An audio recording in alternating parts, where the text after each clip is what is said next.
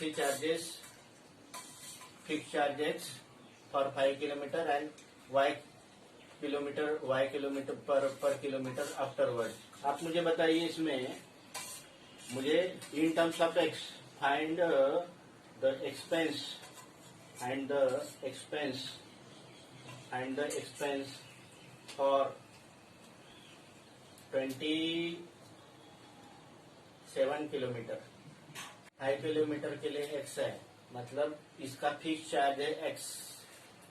Suppose ये y पर kilometre है, सपोज y पर किलोमीटर है आफ्टरवर्ड, तो ये 27 किलोमीटर गए, 27 किलोमीटर गए, तो उसमें से 5 किलोमीटर के लिए इसमें से 5 किलोमीटर माइनस कर दिए तो 22 किलोमीटर रहे। तो ये 5 किलोमीटर के लिए तो एक फिक्स चार्ज है। समझ रहे क्या बोल रहा हूं मैं? 27 किलोमीटर के लिए एक्सपेंस पूछा हो, 27 में से 5 किलोमीटर के लिए तो एक्स पड़ेगा। बच्चे कितना डिस्टेंस है? 22 किलोमीटर है। ये 22 किलोमीटर के लिए वाई के हिसाब से रेट पड़ेगा। ये हो जाएगा टोटल एक्सपेंस। Total expense. तो आपको कभी कभी क्या कर सकते हैं कि आपको पहला किलोमीटर का भी रेट दे सकते हैं। जैसे इसके पहले का प्रॉब्लम था, उसमें आपको पहला किलोमीटर दे दिया तो इक्वेशन चेंज हो जाएगा। 1 किलोमीटर इसमें क्या कर दिया हमने, एक्स कर दिया, और डिस्टेंस 27 नहीं लिखा हमने, डिस्टेंस लिखा 27 माइनस 5 और इसमें वाई। ये टोटल एक्सपेंस हो गया। तो इसके is flowing in this direction. हाँ, let me tell you what is meaning of upstream and downstream. अभी ये रिवर ऐसी फ्लो हो रही है, उस पर डिपेंड करता है अपस्ट्रीम की डाउनस्ट्रीम। तो यदि रिवर फ्लो के साथ जा रहे हैं तो उसको कहते हैं डाउनस्ट्रीम। डाउनस्ट्रीम डाउनस्ट्रीम में क्या हो जाएगा, आपका स्पीड, मतलब आपका खुद का स्पीड और रिवर का फ्लो का स्पीड, ये दोनों ऐड हो जाएंगे। सपोज रिवर का फ्लो x किलोमीटर है, आपका जो ये करने का स्विमिंग का स्पीड y किलोमीटर है, और आप अपस्ट्रीम में जा रहे हो तो आपका स्पीड हो जाएगा x plus y, because in the downstream what happen, your speed get added, but upstream is against the flow। आपका y है, और यदि पानी का बहाव, पानी का स्पीड x है, तो ये y हो जाएगा। इसमें भी कंडीशन है, यदि your speed, if your speed is more than speed of stream of water, then only आप अपस्ट्रीम में जा पाओगे, तभी आप अपस्ट्रीम में जा पाओगे। This is upstream. Upstream is against the flow. आप अपस्ट्रीम में आगे बढ़ पाओगे कब, जब आपका स्पीड जो है वो फ्लो ऑफ वाटर से ज्यादा है। अभी यहाँ पे दिया है क्या, what is given, Ritu rows 20 kilometre downstream in 2 hours and 2 kilometre upstream in 2 hours। Find the speed of rowing in the still water and speed of current. तो हम क्या करते थे कि आप स्पीड ऑफ स्टील, उसका स्पीड मान लेते हैं, let Ritu speed, what is speed of rowing, Ritu speed of rowing in steel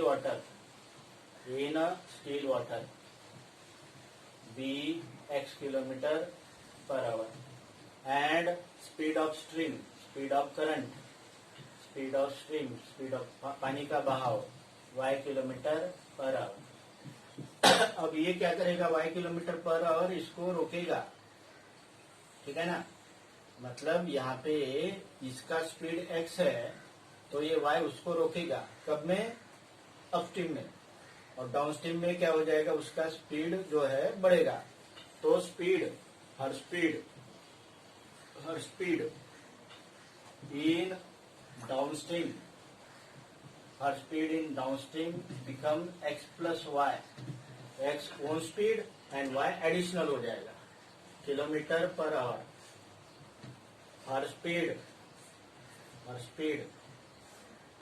in upstream में उसका स्पीड क्या हो जाएगा, her speed in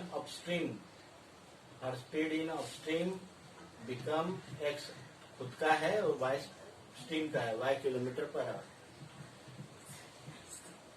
ठीक है, ये अवश्य है। सो अभी क्या करेंगे, ऋतु क्या कर रही है, 20 किलोमीटर अपस्ट्रीम में जा रही है, 20 किलोमीटर डाउनस्ट्रीम में, 20 किलोमीटर डाउनस्ट्रीम में जा रहे हैं तो उसको टाइम लग रहा है 2 आवर्स। डाउनस्ट्रीम में जा रहे तो 2 आवर्स, 2 आवर्स क्यों लग रहा है, क्योंकि स्पीड यहाँ पे ज्यादा है।